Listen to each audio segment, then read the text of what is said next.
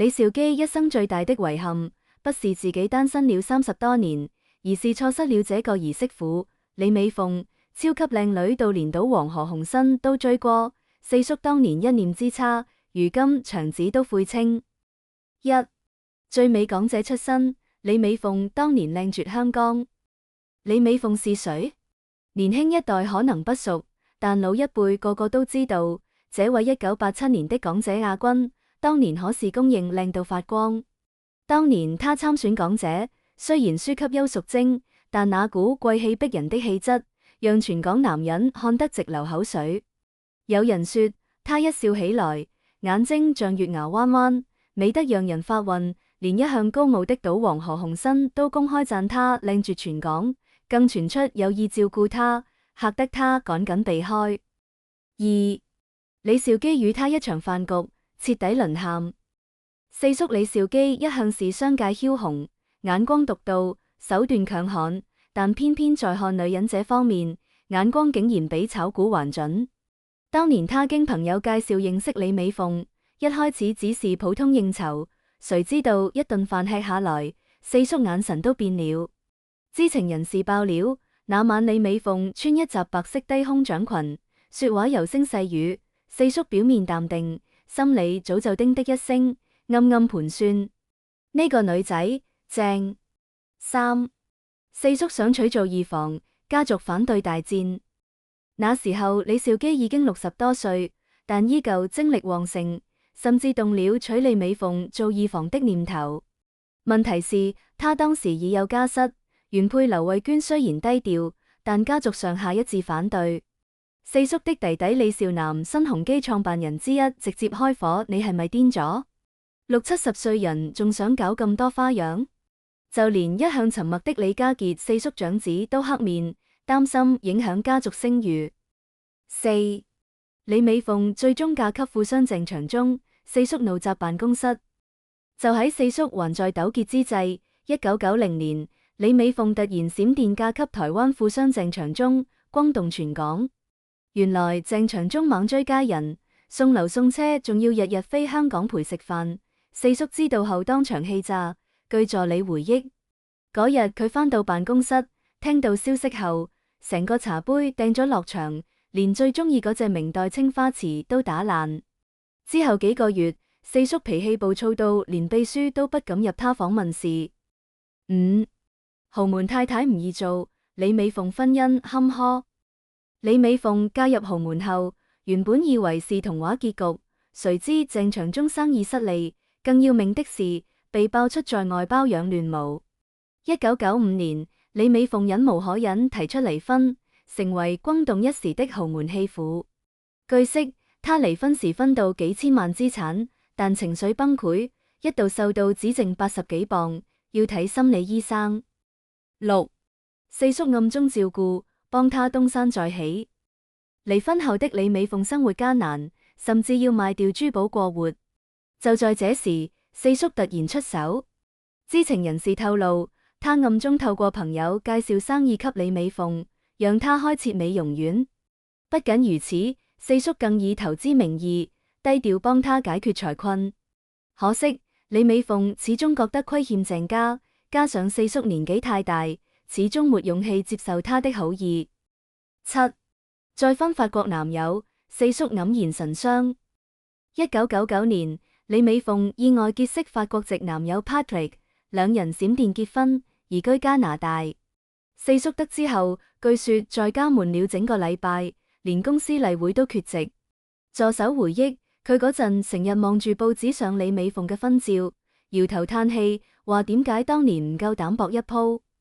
八晚年後悔，如果當初強硬啲。四叔晚年接受訪問，提到人生最大遺憾時，竟然不是地產霸業，而是錯過咗一個好女仔。記者追問是誰，他笑笑沒答，但身邊老友都知道，梗係李美鳳啦。2019年，李美鳳回港探親，竟然巧合地同四叔喺半島酒店茶座碰上，兩人對望一笑，四叔更主動請她飲茶。李美鳳臨走前，四叔仲拉住佢手話：如果當年我嗌9。李兆基去世前，仍珍藏李美鳳舊照。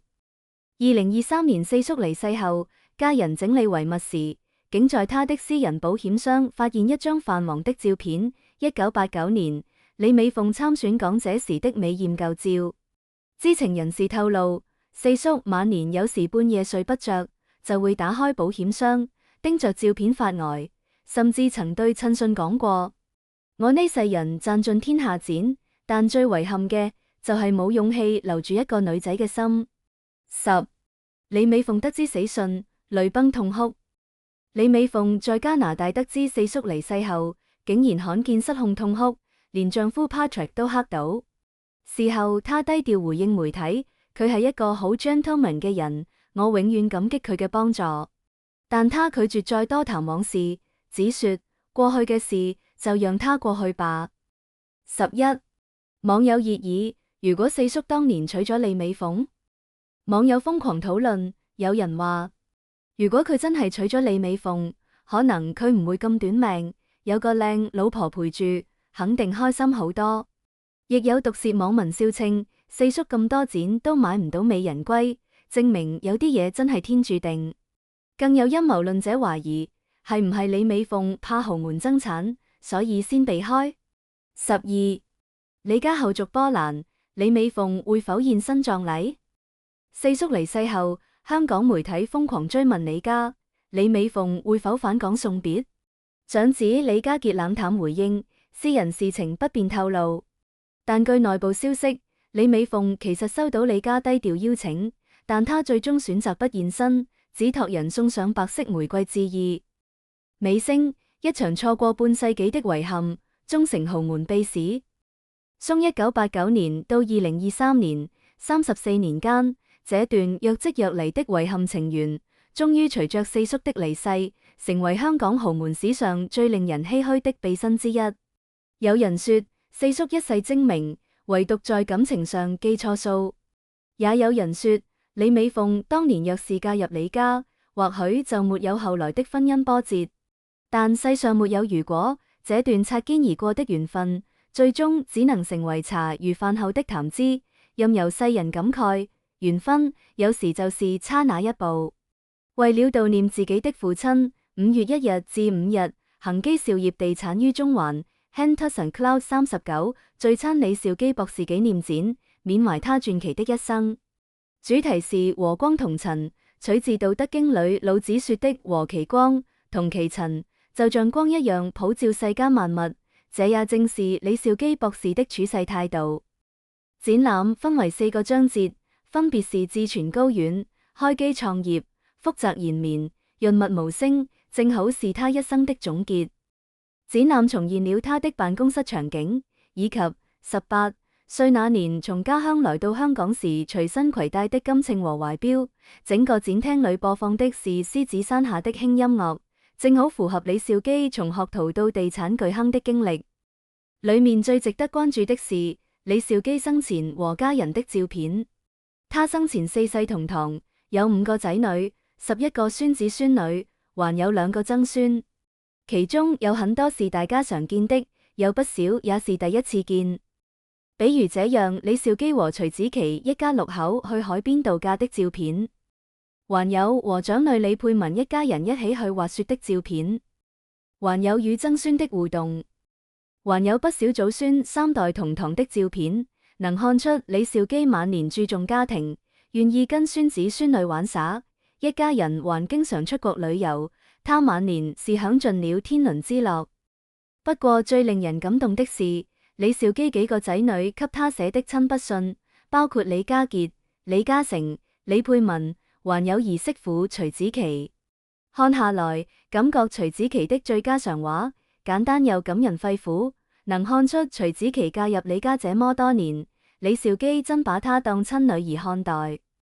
為了給李兆基寫這封親筆信，徐子淇請了專門的中文老師指導，因為他從小在國外長大，中文水平有限，但李兆基卻是傳統的中國人，一直讓徐子淇學好中國文化，所以他用中文寫了一封信。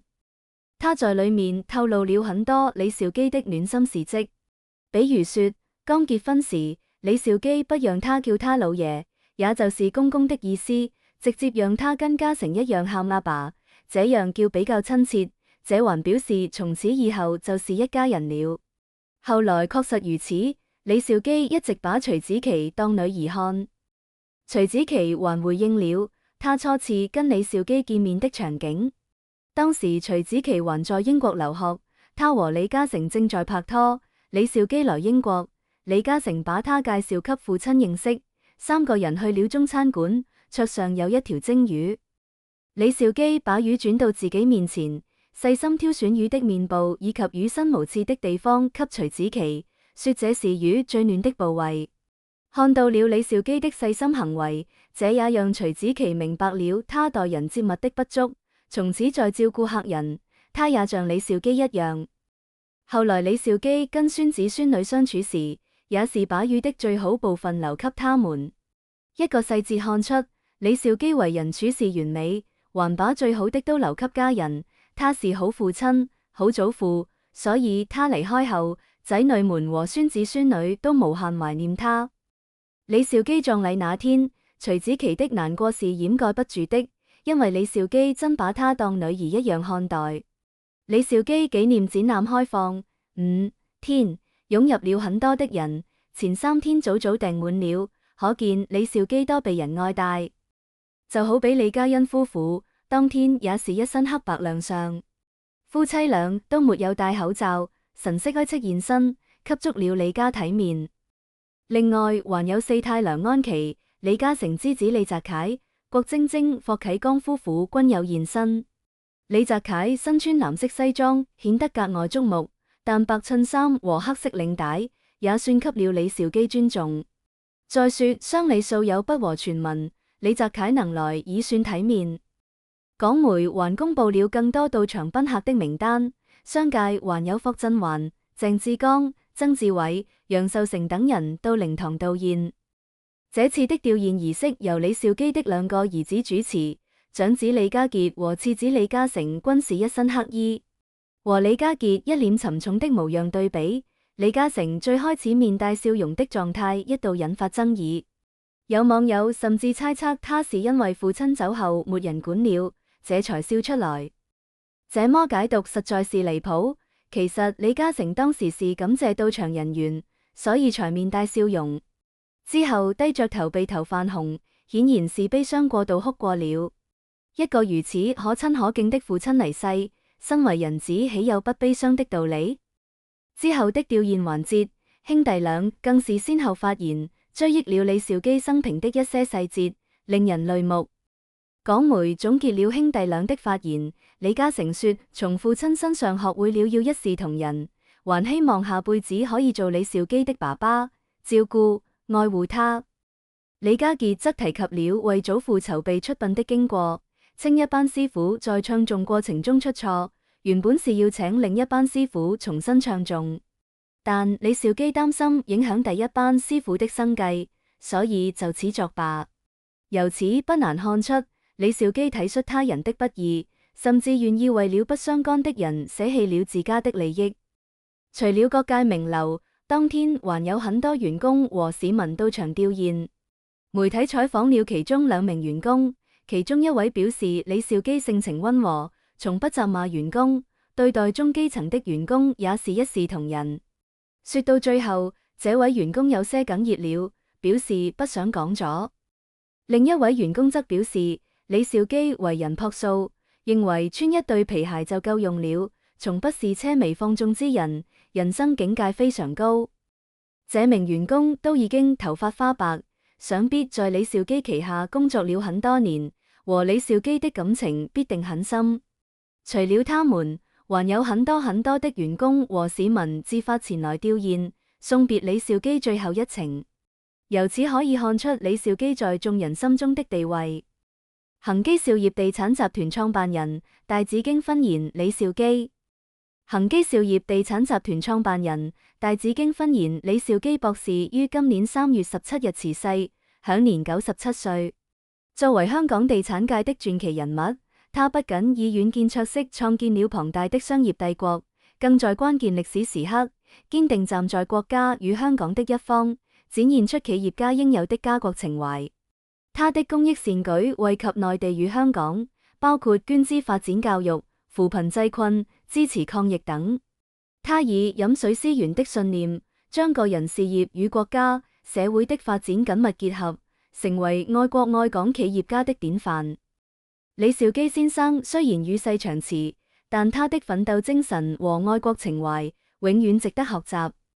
人稱四叔的恒基地產創辦人李兆基上月逝世，家屬昨日27日在香港殯儀館設靈，開放公眾悼念。今日舉行團體公祭，稍後將擇吉日扶柩返回故鄉順德大良安葬。李兆基一生奮鬥不懈，創業興家，不僅成就卓越，更以愛國愛港的家國情懷及推動公益的慷慨熱忱，成為香港工商界的典範。李兆基在香港地產界的成就卓越，他亦以誠懇待人的風範贏得業界尊敬。他一生熱愛祖國，早於上世紀80年代成立香港培華教育基金會，支持國家發展，致力於培養高級管理人才，並以學有所長、回歸社會、貢獻國家的理念勉勵青年。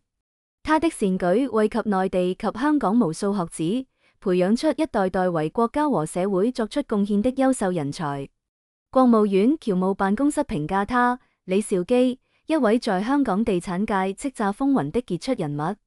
他擁有博大的胸襟，待人誠懇，慈善為懷，素具愛國愛鄉、熱愛公益的熱忱，為促進家鄉的醫療、教育、體育事業的發展作出了傑出的貢獻。家國情懷超越商業範疇。在香港政商界，李兆基的貢獻有目共睹，無論在經濟、公益還是愛國愛港上，他都樹立了典範。民建聯副主席、立法會議員葛珮帆表示，李兆基先生畢生秉持取諸社會、用諸社會的信念，既推動香港經濟發展，又將個人事業與國家發展緊密結合。他是改革開放後首批投資內地的港商代表，積極參與國家現代化建設，並通過恒基兆業等企業平台積極響應和支持一國兩制。從培華教育基金培養內地人才，到溫暖工程輔助百萬農民，李兆基的家國情懷超越商業範疇，升華為對民族復興的深切寄望。葛珮帆呼籲社會傳承李兆基達則兼濟天下的精神，共同維護香港繁榮穩定，融入國家發展大局。立法會議員、新質企業家聯合會創始人尚海龍回憶，2008年北京奧運期間，他得知水立方建設中最大的一筆個人捐款1億元來自李兆基，深感欽佩。他後來了解到，李兆基對教育事業尤為熱心，多次捐贈清華大學、北京大學等高等院校，展現了非凡的胸襟與視野。移居香港後，他更加深刻體會到李兆基及其家族對社會的貢獻，不僅在地產、煤氣等產業上取得成功，還在疫情期間捐贈土地給方艙醫院，出錢出力支持抗疫，堪稱愛國愛港的典範。香港特區政府財經事務及庫務局局長許正宇表示，他從李兆基身上學到最重要的一課是飲水思源，無論成就多高、財富多大，都應始終心懷感恩，回饋國家、社會以及幫助過自己的人。這一信念深深影響了他，這也正是李兆基留給後人的寶貴精神財產。響應改革開放，投資興業，港區全國人大代表陳豪傑表示，李兆基先生一生熱愛祖國和香港，在國家改革開放初期便積極響應政策，在內地多個城市投資，並創立香港培華教育基金會，培訓了120萬貧困地區的農民。此外，李兆基在香港捐出多幅農地建設青年宿舍、過渡性房屋及全港最具規模的安老院舍，惠及不同階層和弱勢群體。陳浩傑認為，李兆基在經濟、教育和扶貧等方面的卓越貢獻，彰顯了他對國家和香港的深厚感情，是愛國愛港商人的典範。李兆基的一生，既是奮鬥不懈、成就卓越的一生，也是心繫家國、造福社會的一生。他的貢獻遍及經濟、教育、扶貧等領域，為國家和香港發展作出不可磨滅的貢獻。他的精神將激勵後人，讓更多人以實際行動熱愛國家、回歸社會，為國家和香港的穩定繁榮共同努力。貢獻無遠弗屆，多國領事致哀。多國駐港總領事館及外國政要紛紛對香港知名企業家李兆基的逝世表達哀悼，並慰問其子李家傑、李嘉誠。法國駐港澳總領事杜麗緹讚揚李兆基為法國的摯友，感謝他多年來對法國5月藝術節的支持。杜麗緹在慰問信中形容李兆基是傑出的企業家與慷慨的慈善家，並提及2004年法國曾授予他藝術與文學勳章，表彰他促進法港文化交流的貢獻，並強調李兆基的事業歷程將繼續激勵新一代。英國駐港總領事戴偉新亦對李兆基的逝世表示哀悼，讚揚他在香港及國際社會的貢獻不可磨滅，並指出李兆基在英國同樣享有盛名。丹麥駐港總領事館則向李兆基家人致以誠摯慰問。此外，不丹皇太后亦致函李家傑，悼念李兆基，形容他是一位有遠見、心懷慈悲的開拓者，其高尚行誼將被永遠銘記。他提到失去父親是人生中難以承受的痛苦，並表示思念與祈禱與李家同在，更表示會在該國最古老的寺廟主持點酥油燈及祈福儀式，為李兆基的永恆安息虔誠祈禱。授人以漁，輔助內地百萬農民。李兆基祖籍廣東順德，生於1928年，是家中第四子，人稱四叔。他年少時在家鄉的私塾讀書，課餘時間隨父親經營生意。1948年，年僅20歲的李兆基僅帶着1000港元隻身來到香港。他初期從事金融及貿易行業，逐步累積資金與經驗。在經商過程中，他敏銳地察覺到，隨着大量人口湧入香港，住宅需求急速增加，市場供不應求。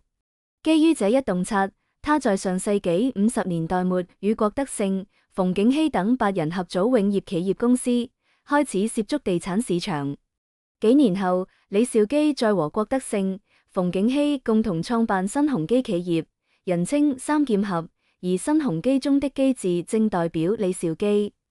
至1973年，李兆基決定自立門戶，1976年成立恒基兆業地產，並逐步將業務拓展至多個領域，包括地產、能源、酒店、零售等。恒基兆業旗下現有6家上市公司，成員包括中華煤氣、美麗華酒店及香港小輪等。成立初期，恒基僅擁有20個地盤，但經過20多年發展，如今已在港九新界擁有近600個地盤，成為香港地產業的龍頭之一。內地深耕40載，擁多個大型項目。在內地市場上，李兆基同樣展現出其深遠的眼光與戰略佈局。恒基地產於中國內地深耕逾40年，開發多個大型房地產項目，涵蓋北京、上海、廣州、深圳等地，打造多個新住宅及商業地標。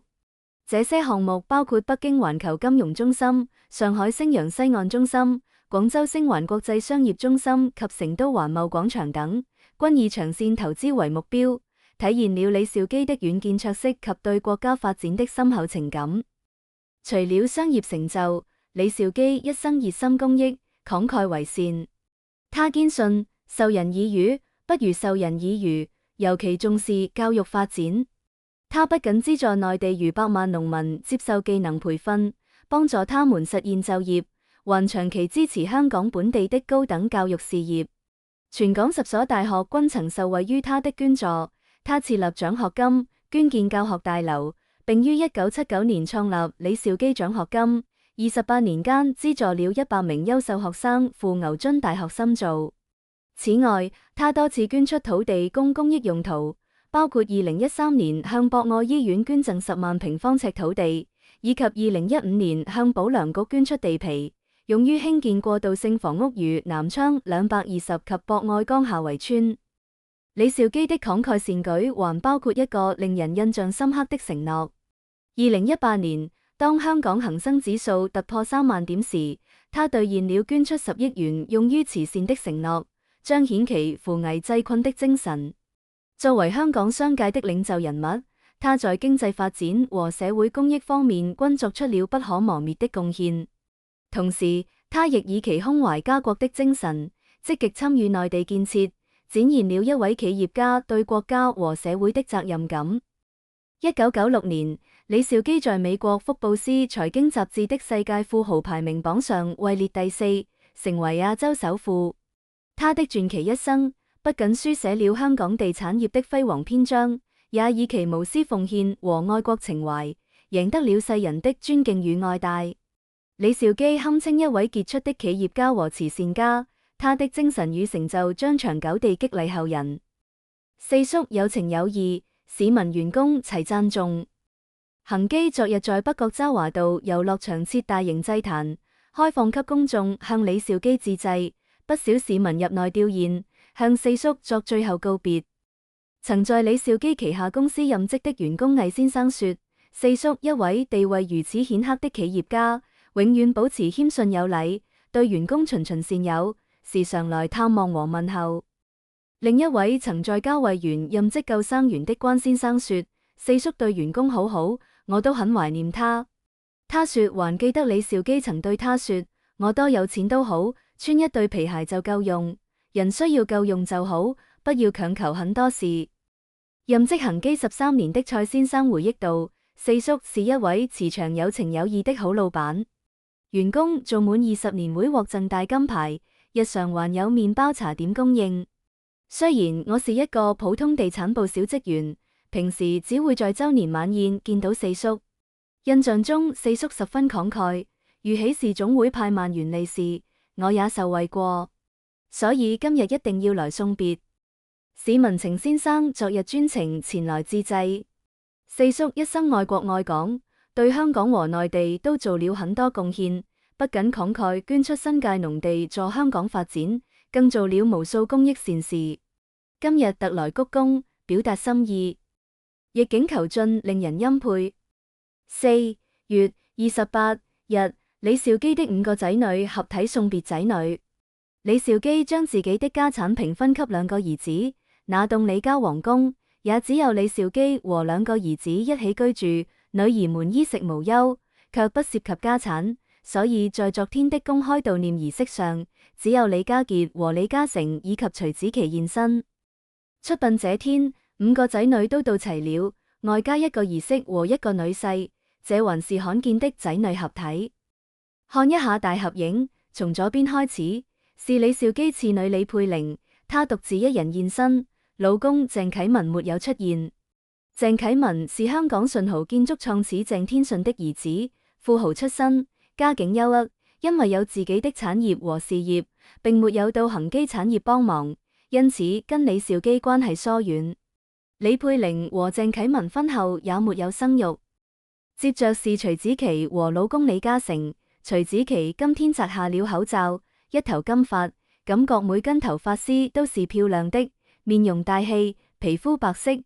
在一群人中鶴立雞群，她果真是貴婦面相。即使這7個人中，她出身最一般，但是她長得最貴氣。李嘉誠昨天因為微笑引起了爭議，今天露面，大家真的誤解他了。他的眼睛紅腫，明顯是哭過很多次了。父親的去世對他打擊太大了。站在最中間的是李家傑，他是李兆基的長子。李家傑神情嚴肅，周邊氛圍低沉。相比於李嘉誠的氣質，他有一種不怒自威的氣場，有大家長的範兒，看着沉穩且有威嚴。他旁邊就是長女李佩文和女婿李寧。李佩文和李寧以及他們的3個女兒和1個兒子都在恒基工作，他們是李兆基最信任的左膀右臂。李佩文是大家姐，這次合影，她氣質真的好出眾，一身黑色中式上衣，戴着佛珠，手上戴着手鐲，高貴氣質渾然天。